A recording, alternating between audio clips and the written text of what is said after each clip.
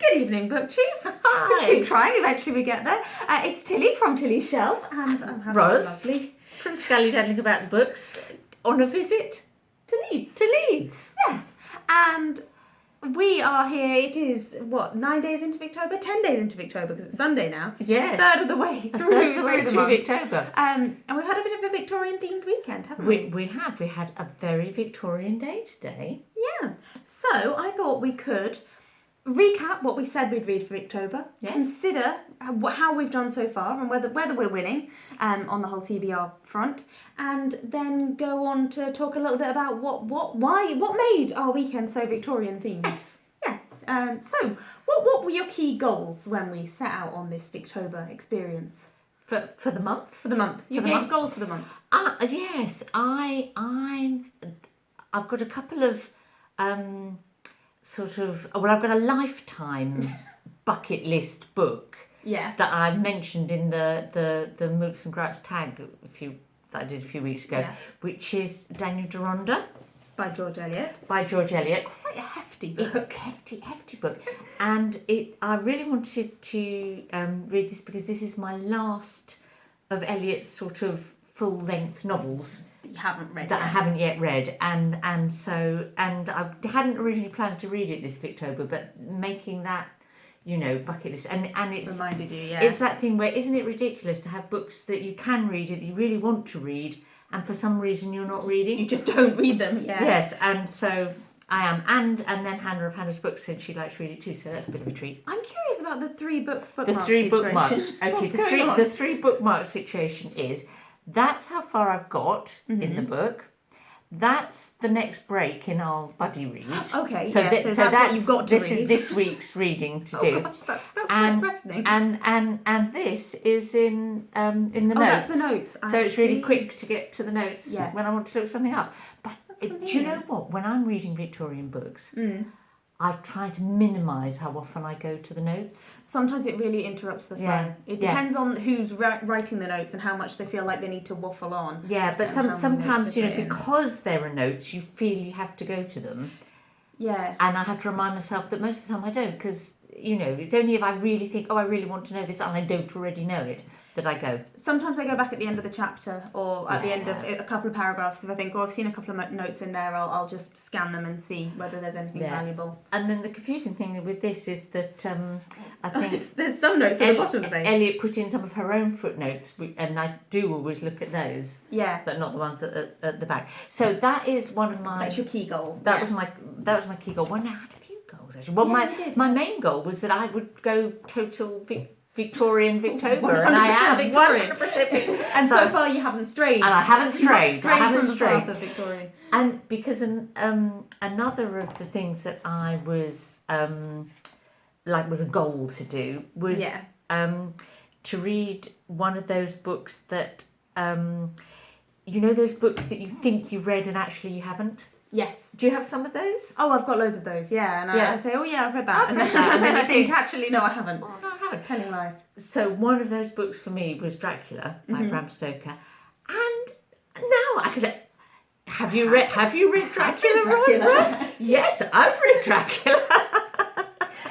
And what's the verdict on Dracula? What's Because I read it years ago, and I did read it. I didn't just say that I read it. Yes. And I think it was when you read it that I realised that I thought I hadn't when you started talking about it. So I think I was worried that I wasn't going to enjoy Dracula. I think perhaps you weren't hugely enthusiastic about it when you read it. I think it's got some quite weird moments, and I think a lot of the time when people say that they've read Dracula, and I just think, have you really? Because it's so strange. Yeah. Have you seen a film of it and think you've read it, or read an updated version? Are you doing a Roz and pretending to have read it? Yeah. But not that long ago, the other one that there were about three that I kind of thought maybe I'd read and hadn't. And one was Dr. Jekyll and Mr. Hyde, and I read that and enjoyed it. That's quite Stevenson, good. because that's bit of a strange understanding of how these things work, but giving it a lot of leeway. That was good fun. And then another was Frankenstein. And actually, and this, don't tell the fans, but I didn't really think that kind of much awful. It's Frankenstein. really quite bad. But it was really interesting ideas, and you can see why it's become a classic. Yeah, because it introduced a whole set of concepts, a whole world of ideas. Exactly. But yeah, the actual But you writing can of tell it. that it's written by a teenage girl high on opium. Yeah, absolutely. For a dare. Whereas, actually, Dracula, I did really enjoy it. It's not perfect because it's too long. It should have been about half the length, and the first half was better than the second half. And it's written in a style of like diaries. Yeah, it's all the letters and diaries. All letters and diaries. All the different characters in it write letters and diaries, and that it was like it's like high concept, and then actually it becomes. He has to sort of manipulate it to justify why they're still writing diaries when they're all actually together. Yeah. They don't need to send letters or keep journals for each other. It's like there are some really good books and Victorian books that use that style. I think the Moonstone is mostly written by like diaries and letter extracts and things, and that makes it work really well, and is quite persuasive with it. And Dracula, like sometimes it really works, but there's some passages where you just it doesn't quite work quite so. Why did they? But that said, it was pacey. I like the ideas in it. I really like Mina, the character of Mina. She's very bright, very capable. She's sort of, and there's a great bit in the story where all the men decide that they have to stop telling Mina involving Mina because they've got to look after her because she's the vulnerable woman. And then basically they make a real hash of things without her, and they realise, oh no, actually we really need we can't just protect her, we need her involved. Yeah. And so it's a more of a, it's got the new woman in the Victorian new woman in it, even though it's on a bit of a it's seen as perhaps a bit of a sexist book, but I think when I read it, because I didn't know before I read it that it was a sexist book, but I read it and thought, gosh, that's a bit sexist. Like I can remember having that thought of like, okay. But I think he was intending it not to be. It's just he was a Victorian. and one of my favourite things about the book, this is really silly, but I really like, is that he throws in all the new technology. So they record things on a phonograph with wax cylinders, and Mina, she can do shorthand and she has a portable typewriter, which is incredible. But it's like he sort of brings in modern ideas to then make the supernatural bits seem more, not exactly more plausible. Yeah, I was going to say more plausible. Yeah, it's like, look at all the things that we are discovering and working out how to do, so why couldn't there be things that we don't know about or understand? Exactly. Yes, we didn't know about molecules not that long ago. He specifically mentions molecules at one point. So now, it could there not be this other thing? Vampires. Yeah, why not? So yes, I really enjoyed it, and I have an enormous sense of satisfaction that I've read it. So you've achieved something. I've achieved something. This Victober. So what's your first achievement of Victober? My first achievement of Victober, I've already reviewed on this channel, and that was to read what was it called? The Romance of a Shop by Amy Levy. So basically, I did a Victober TBR where I talked about wanting to read The Tenant of Wildfell Hall, which I still do want to read, and Great Expectations, and a variety of other books. But then I had this thought, like I already in September I had like a bit of Victember, and I an accidental pre-Victober. And I read something by Hardy, and I read something by Oscar Wilde, and I read something by Anne Bronte. So I kind of ticked quite a few of the conventional Victober, names off the list. And so then I was thinking of this TBR that I'd made for Victober, and I thought, well, actually, I've already done the conventional Victober. Could I find some things that are a bit more unusual or different or less well known and well regarded as a Victorian books? So I read The Romance of a Shop by Amy Levy, which I've been meaning to read for a while, and that is very much about new women. New women. Yes. And these this group of four sisters become orphans all of a sudden, doesn't really ever explain why, and decide to set up a photography shop. And then it's a new technology again. Yeah, new technology. And again, like the tube stations and telegrams and all of these like little bits and pieces come into it, and what time the post goes and things like that. And a bit of the kind of scandalous. Don't you notice that? I noticed in Dracula the post and telegram service are so efficient. I wish they were that good now. Yeah, that comes into another one that I'm reading as well. They get telegrams in what's that? True Love. Let me just try and find the author. A Story of English Domestic Life is what it's called. About this book, because it's somebody Farro.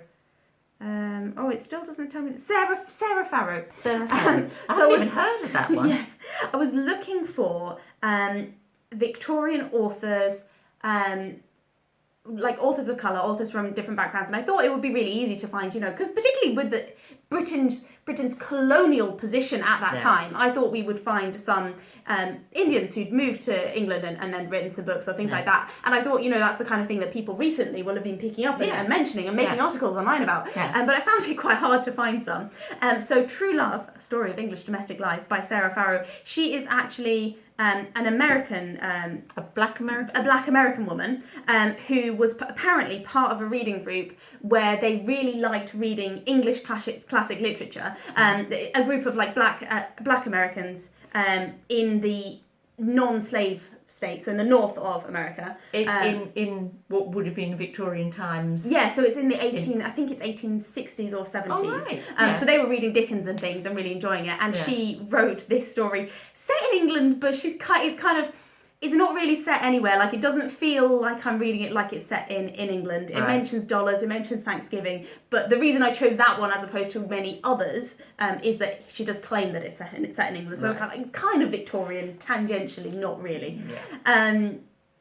And she writes it as it was quite common at the time apparently to write with a racial character, so she doesn't mention the racial background of her characters, and she so to make her work more accessible. And it's also it was only mentioned in one press release that she was black. Otherwise it was she just was announced as an author, so it was kind of like not exactly keeping it a secret, but not raising the profile of that fact to try and increase the appeal of her. A bit like, George Eliot choosing a male name. Exactly like that, like trying to same principle, because it's, expecting people to have certain stereotypes and perceptions. So that's two novels. Yeah, two novels. I have to say, it's not the best Victorian novel. Well, it's not a Victorian novel at all, is it? It's an American 19th century novel. American pseudo-Victorian. Yes, it's trying to be a Victorian novel. But then you have to take into account the fact that she was... she was trying to emulate the works that she enjoyed, and potentially I don't know anything about her educational background or the kind of support and editing and the approach that she had to that writing. It's interesting, but it's not one that I'd probably strongly recommend. Not a recommendation. Yeah. Right. Yeah. Yes, that's two novels. So talking about people writing about worlds that they don't know so well. Okay, and again, this might be controversial, but I'm currently reading Hard Times, Charles Dickens, and I love Charles Dickens, and I feel that when you're deciding to write Hard Times is set in a northern industrial town, a mill town, so a bit like Manchester, probably actually based on Preston, in Lancashire, and there was... Other people were writing northern industrial novels at this time. It was the thing. North and South and Mary Barton, and various and George Eliot wrote one. So and he obviously thought, I'll do that. I'll try my hand. I can do anything. I'm Charles Dickens. I can do anything. And then I can go tour northern industrial cities and read aloud from my northern industrial book. Yeah, and it's not. It's ever so slightly not as convincing as his books that are set in London, which he knew intimately. Yeah. He's very good at capturing that atmosphere of London and the surrounding... which is why we call it Dickensian London. Yeah. and also the surrounding countryside. I'm reading Great Expectations at the moment, and the marshland descriptions are very persuasive. Absolutely. Or something like... Our Mutual Friend, is it, where they go up the Thames and they go to the Upper Thames area? Yes, that's really good. All of that, that's his world. Area around London. Really or even when he ventures over to Paris for he manages that for Tale of Two Cities, but then it goes back and forth between Paris and London. Yeah. Whereas his Victorian mill town is ever so slightly unconvincing to me, and he doesn't quite do the northern proletariat in the way that say Mrs. Gaskell doesn't capture it or even Disraeli, you know.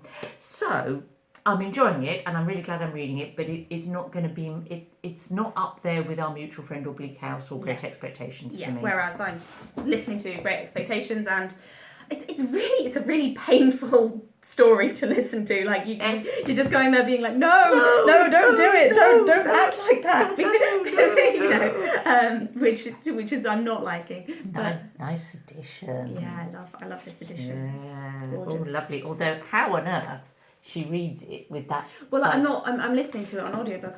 Very wise. I'm cheating because no way. Yeah. Well, no, I could. Yeah. Oh, and we've got a nice picture. Oh, a nice picture. There we go. Don't go home. No. Very bleak. So you've got a good solid, Dickens, reliable Dickens. Yeah, which is a reread. I have read this before, Yes. but I think I was in my early teens when I read it before. I'm getting more out of it this time, I would say. It's one of the few Dickens books that I've read more than once, as it were. Right. Because there's so many that I always feel like I should keep reading a new one, but I have Great Expectations one I've come back to. I read it because I didn't study it for GCSE, but other sets in my school did. Yeah. So I think I read it because other people my age had read it and I didn't want them to have read it and I hadn't. So I was a bit of a competitive reader as a teenager, you know. I'm Tilly and I've read everything before anybody else. You know? Which is no longer true at all. It was I could maintain that when I was like 13, 14. Then you got involved with like BookTube and there's all these good readers out there. Yeah, I'm no longer. Anyway. Speaking of northern mill towns, should we transition to... We went to a northern mill town. Yeah, a special one. Yeah, a town that is nothing other than a northern mill town, really. It didn't exist before it was a mill town. Yeah. Which is Saltaire. Saltaire in Yorkshire. Is there a Saltaire somewhere else? No, but, you know, people might not have heard of Saltaire or might want to know where it is. It's a small place near Bradford in Leeds in Yorkshire. So basically, there was a mill owner called Titus Salt, and he bought a patch of land on the River Aire, and he put the name Salt together with the name Aire and came up with Saltaire. And built a cloth mill, a very large cloth mill where they made woolen fabrics, particularly out of alpaca and angora. Yes. So there's a big statue of him in the park that's got an alpaca on one side and an angora goat on the other. And what did he? Well, he set out to be a sort of model mill owner. Yeah. And so he built it. This mill, when he built it, was like the most up-to-date, modern, relatively safe. Yeah, you know, in terms of fire regulations and things. Yes, and machinery and so on, and well ventilated and if you think about what Mr. Thornton's trying to do towards the end of North and South. That's kind of what Salt was doing. He's modelled on someone like Titus Salt, and then the other thing that he does is he builds like good quality housing, a whole little town of... Yeah, so all of the surrounding streets are all built in this neat little matching stone and they've all got matching window frames and stuff, are terraced houses for his mill workers to live in. Yeah. And he built a hospital, and an almshouse, and a school, and a hall, a town hall, a hall that was sort of for Victoria people to Hall. the Victoria Hall for people to come to and have meetings, have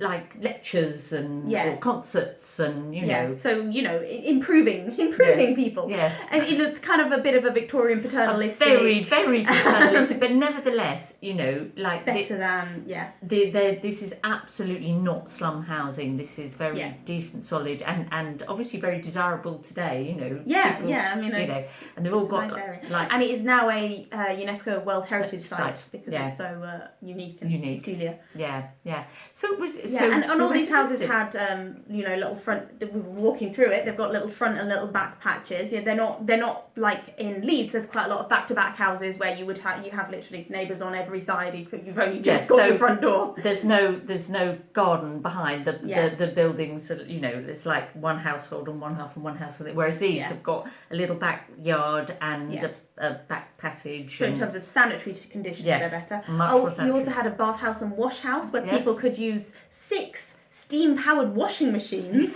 which is amazing. in terms of innovations at the time. In an hour, you could do your entire wash with laundry. Yes. Using your steam-powered washing machines. Yes. So and a church. Lovely church, of course. A church. Very, very. And a park as well. So it kind of was. He was trying to do the full package. Yeah. And if you compare it to Leeds, and we were in the day before Saturday, we went to Armley, which is an area of Leeds where there used to be quite a lot of industry, and there is now Leeds Industrial Museum, which is based in what was once Armley Mill or Gotts Mill, which was another textile factory. If you compare the surrounding streets in Armley to the surrounding streets in Saltaire, you can really see which one you'd be choosing as a Victorian mill worker, where you would want to go. Yes. Who you'd want to work for. I want to be employed by Titus Salt if I'm a Victorian mill hand. And Titus Salt set up this park and so on, whereas Armley now has Armley Park, which was private land that was around the manor house of the person who owned the mill. So you get that kind of distinction. Yeah. And when we were in Armley Park, there's a public footpath that goes through the middle of the park, even when it was private land, that's called Lantern Walk. Lantern Walk, and that was because the mill hands would walk to work in the dark with lanterns to get, mostly being children. Mostly, yes. these children along that path to because their hours were so long that they were always walking there and back in the dark. They were walking there and back in the dark, and that's why it's Lantern Walk. So yes, that's the sort of contrast between Armley and Saltaire. Yeah, so that was our Northern Victorian weekend. Another Victorian weekend, yes. So what other things have we been reading or not reading? I can see we've both got actually a Browning book. Matching Browning books. Matching, or well, not quite matching. Not quite matching. So I've just started The Ring and the Book by Robert Browning, and it's his verse novel, and it's one of those things that's slightly intimidating, but I'm going to be carried through reading it very, very slowly. I've just started, and it I can't say it's immediately sort of grabbed me in a wild way, but I suspect it will grow on me. I'm simultaneously reading his wife. His husband. Elizabeth Browning. Her Sonnets from the Portugese. I just had an idea that I don't know. Reading his wife just didn't quite make sense to me for a few minutes. So I'm reading the love poems, the sonnets that she wrote in the Portugese when she was kind of courting. They were courting, as it were. And I'm reading Robert Browning, Everyman's poetry. What is it? It's just called Robert Browning. It's just a collection. It's a nice little selection of Browning. And I've read about the first 3. Yeah. It kicks off with My Last Duchess, which is one of my favourite Victorian poems. I like that one. They're quite intricate. They're not. They're very. He's got quite a dense poetic style. Mm-hmm. I was going to be reading poems by the Bronte sisters, but I felt like I was a bit fed up of poems by the Bronte sisters, to be honest. And this one was in Oxfam, and so I got it. And it's good so far. I'm going to try and finish it during Victober. Yes. I've got some more, fat Victober TBR things to try and get to. Well, my major challenge of the month is Lorna Doone, which I'm doing as a group buddy read with a lovely group of people put together by Mark of Book Time with Elvis. But it's so... speaking of dense writing... It's cringe. But it took me an hour the other day to read 20 pages, which I guess when you see how dense it is, it's slightly forgivable. And how many ducks were there? Well, there were 13 ducks. Which is not to say 23 ducks, but there should have been 14 ducks, and there was 1 duck in the river. It goes into a lot of detail, is what we're trying to say here. It can't just say there was a few ducks. You have to know exactly how many ducks. I want to read that there were 10 white ducks and 3 brown ducks. And yes. Are you going to read? Can I read the first paragraph of chapter 10 for you? Yeah. It happened upon a November evening when I was about 15 years old and outgrowing my strength very rapidly, my sister Annie being turned 13, and a deal of rain having fallen and all the troughs in the yard being flooded, and the bark from the woodricks washed down the gutters, and even our water chute going brown, that the ducks in the court made a terrible quacking, instead of marching off to their pen, one behind another. Thereupon, Annie and I ran out to see what might be the sense of it. There were 13 ducks, and 10 lily-white, as the fashion of those ducks was. Not, 23 in all, but 10 white and the brown-striped ones. And without being very nice about their colour, they all quacked very movingly. They pushed their gold-coloured bills here and there, yet dirty, as gold is apt to be, and they jumped on the triangles of their feet, and sounded out of their nostrils. And some of the overexcited ones ran along low on the ground, quacking grievously, with their bills snapping and bending, and the roof of their mouths exhibited. Can't just say some of the ducks were quacking. You've got to think. I've got a phrase or an image here. I need to make it last for an entire chapter. Anyway, so it's very fun, and I do enjoy it. But sometimes I feel like I just want things to carry on. Although it also has a very strong melodramatic plot. Yes, and a really good narrative voice. Good narrative it's very recognisable and distinctive as a style, I think. Yeah. Do you remember me taking you as a child camping to Exmoor? Of course. Going to, we visited the little church where. Don't tell me anything that happens, because I've probably not reached it yet, because I've only got that far through. Something exciting happens in the funny little church that we visited. But I don't know what it is. And then we went on a walk to Doone Valley. Well, they call it Doone Country, and it makes the book extra evocative when you can picture that lovely Exmoor scenery. Yeah. Which is lovely. Yeah. What are your other? Because we probably should be wrapping up. But what other? Wrapping up a bit. You said you have I've got Mary Barton that I'm hoping to get to, and and my goodness, Dr. Thorne by Anthony Trollope, which when I planned to do it, I didn't realise it was about 700 pages long. Yeah, so it's not an unintimidating book. No. So we'll see if I manage to fit everything in, but might not get there. But I'm having a lovely time. I'm thoroughly enjoying myself, and it's fun because Victober is brilliant, and we love Victober. We do. And so you've got Lorna Doone to go, and anything else? And we both read Charlie's Aunt. We discussed. We will link below to the video on Ross's channel, on my channel, Charlie's Aunt, which is a comical play from the Victorian. Really entertaining, funny Victorian play. So that was a joy. The other thing that I've read is The History of Mary Prince, which again is not quite Victorian, but she would have been alive in England in the Victorian period, and she was a slave who was freed when she got to England, but then had to make the choice whether to stay in England as a free woman or return to her husband and family and all of her friends in, I think, Bermuda. I should remember this because it was only last week that I read it. Yeah. She had to make the decision of to either return as a slave, because if she wasn't free permanently, she was only free for as long as she remained in England, which is not really free if you think about it. And there's her story is presented in a very interesting way because she tells her experience of slavery, and then people apparently didn't believe her, so there's a set of appendices in which they kind of cross-examine her story and try and her body. There is a point where somebody apparently sent in a request to say, if she'd been abused as much as she says during her experience of slavery, there would be a record on her body of the times when she's been whipped. And there's an appendix that says, we examined her body today for the second time and can confirm that there is evidence of her being whipped. And you just think, God, it's just a really, from the the anti-slavery society that is supposed to be supporting her in her new life as a free woman. Yeah. So that's interesting, and she didn't. That we don't have any evidence of her going back to Bermuda. So although her writing was published in 1831, she orally narrated her history to an author who then wrote it down. She would have been living in London as a black Victorian. Black Victorian, working as I think she worked as basically as a char lady, a heavy duty cleaner. Once she'd got free of her original masters, who kind of still tried to control her and manipulate her even once she'd got her freedom in England. That was an interesting one to read, but not strictly Victorian. So you're sort of just slightly off one way or another, slightly off the Victorian. It's all strictly Victorian. Victorian. But then Lorna Doone is classically Victorian, so I think Victorian. I'm all right there. There we go. So we're going to enjoy the rest of our month. Yeah.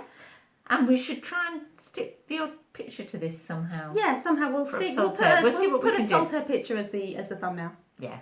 Lovely. Thank you very much for watching. Thank you for discussing Victorian literature with me, Roz. It's been a delight. It's always a pleasure. Bye. Bye.